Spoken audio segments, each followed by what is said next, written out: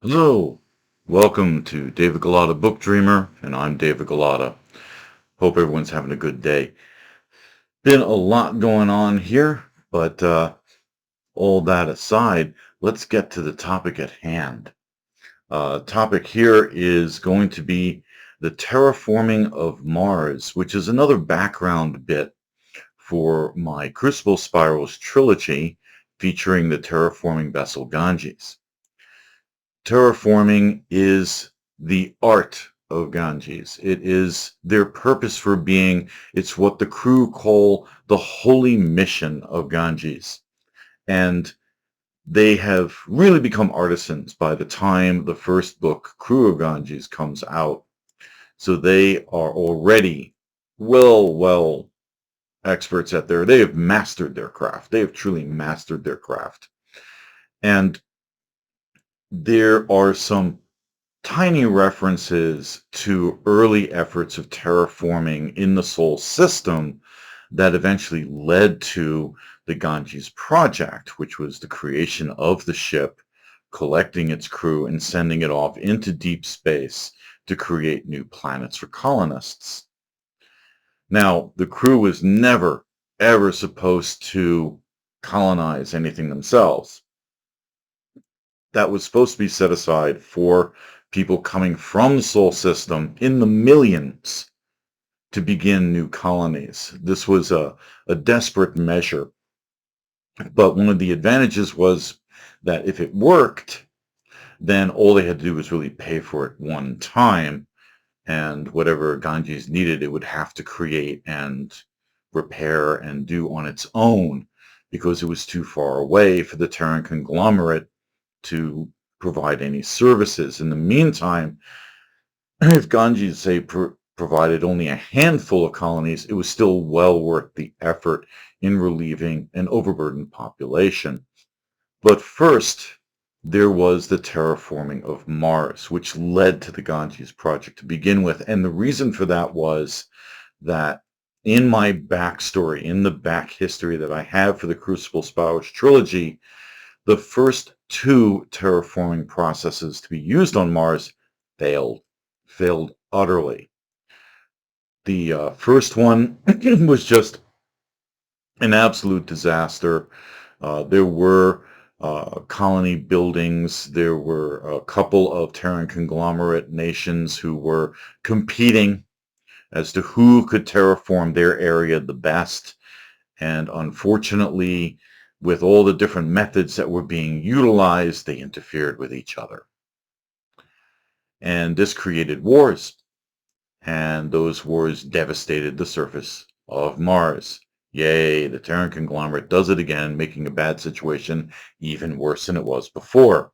This sounds vaguely familiar. But anyway, to get back on the topic, the first was an absolute disaster, and those few colonists who survived the surface wars had to be removed, and then the planet had to be allowed some time to calm down a bit, and then the cleanup crews came in. The second attempt to terraform Mars in this backstory was actually part of the cleanup. They figured while they're cleaning up the surface of the planet from the wars that ensued from the first terraforming, they could then add to that the terraforming process to the cleanup. And that didn't work well either. And again, there were too many cooks in the kitchen. Way too many with different ideologies, different methodologies. And again, it led to skirmishes, border wars, not quite as catastrophic as the first terraforming attempt, but catastrophic enough that it became a question as to whether Earth should even bother. Should the Terran conglomerate just give up the idea of terraforming and just cover Mars with domes and, underground cities and things like that? And for a while, that's what they did. But the residents of Mars really, really wanted to make the surface habitable. And this was an initiative that had been provided by the Pan-Asian group and the African bloc, which were two nations of the Terran conglomerate. They actually ended and ended taking over Mars, and they were able to push the other Terran conglomerate nations out of Mars, making it way too expensive to upkeep their own stations and their own cities. So Mars became absorbed by two nations. Now, these two were not always at odds with each other. There was some, bad history between them, but there was bad history between all of the nations of the Terran conglomerate. It was not a very peaceful organization, nor did it pretend to be. They decided that if they were going to compete, that they had to coordinate as well to make a playing field where they set rules by which both parties would agree, and then they would see whose methods were best. The winner of that particular contest was the Pan-Asian uh, nation of the Terran conglomerate. They were much more efficient in what they were doing, and while the African bloc had amazing technology, there were setbacks that they had which cost them dearly in the long run. As a result, it was the Pan-Asian nation that ended up becoming the leaders of Ganges during its launch and were put in charge of command sector, whereas the African bloc ended up being in charge of engineering sector, which actually suited them well, and they were quite pleased with that. This contest brought about the third and successful terraforming initiative. And that was only because the two nations realized they could not do it until they put their own differences aside and decided to actually share and trade technology. And it was at that point that Mars became a much more stable system, both politically and ecologically speaking. It is also partially that the failed attempts left behind enough biological debris to actually give bacteria some inroads on the surface of Mars, despite its lack of an ozone layer to protect that life from ultraviolet rays. They were able to dig into the soil and regolith of Mars and form living colonies. And this helped with the creation of topsoil, which was a major advancement. It was a long process. It took generations for this to finally resolve itself and a tremendous amount of money. And in the meantime, Mars already had a growing population that was becoming unsustainable. And so Mars became ringed by orbitals that were used for agriculture just to feed the population of the planet below. This terraforming of Mars was a major lesson for the Terran conglomerate on what not to do, and gave some clues as to how a terraforming process could occur on a lifeless planet. Now, there were some nations of the Terran conglomerate that wouldn't have cared if they were already, if the planet was already inhabited. They didn't care. They just needed to get their people somewhere. But others vehemently disagreed with the process and did not like the idea of going to a system that contained life, not that humanity had found any yet. And, to displace that life just did not suit their ideologies.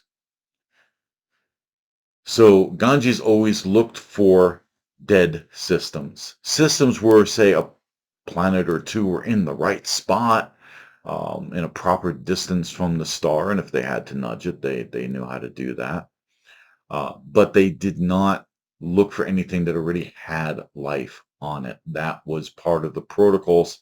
It was written into the Prime Charter of Ganges to avoid such situations to begin with, so that they didn't have to get into all the moral conniptions that would have been involved otherwise.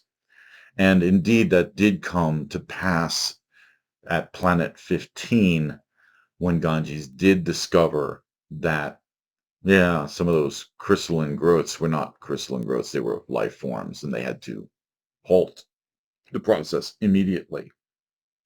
And they debated. They debated. They really did. They debated whether or not to continue the process. But in the long run, Ganges decided to move on to the next system rather than try to terraform a planet that was already inhabited. So there was some foresight to what the Terran conglomerate was doing. The problem was politics. Politics was constantly interfering with everything the Terran conglomerate was doing, and so Mars had to suffer. At the same time, Mars ended up with a major industrial base because of the underground cities that were created by the Terran conglomerate. And while that may have hampered the terraforming process itself, it also was a boon to the terraforming process because all that organic waste was very useful. At the same time, uh, depending on what they were planning, they could flood entire zones. They could, destroy parts of cities. That did happen. And hence there were skirmishes and wars and things like that being fought on the surface of Mars. So they did discover some things that did not work, and they did discover some things that worked okay. As a result, the first planet that Ganges terraformed was barely habitable by the time they were done. The second planet was a little better. Certainly wasn't pretty, but people could live there and there would be crops and things that could be grown there and a civilization could be built on the second planet. The third one they took a lot more care with, but that was after the awakening. The awakening actually took precedence because the ship was in the grips of an officer's mutiny that would have halted their mission permanently. Once that was resolved, the crew decided to try to do their best for Planet 3, and they did okay. They did okay. But they, at that point, decided to split from a lot of the practices that had been coordinated by and encouraged by the Terran conglomerate and started working with their own practices and refining their own techniques over time. And because they weren't at war with themselves anymore, they were able to do so with greater efficiency. And so efficiency became a uh, real galvanizing word when it came to the holy mission. Everyone wanted to be efficient because it took generations to do the process. And if you could do it in 2 generations as opposed to 5, yeah, that was worth it. That was absolutely worth it. So this is how the terraforming of Mars was a bit of a backstory to the Crucible Spirals trilogy, beginning with Crew of Ganges. I hope you have enjoyed this little missive about this, and I'll have more for you next week. So until then, happy reading, everyone, and take care.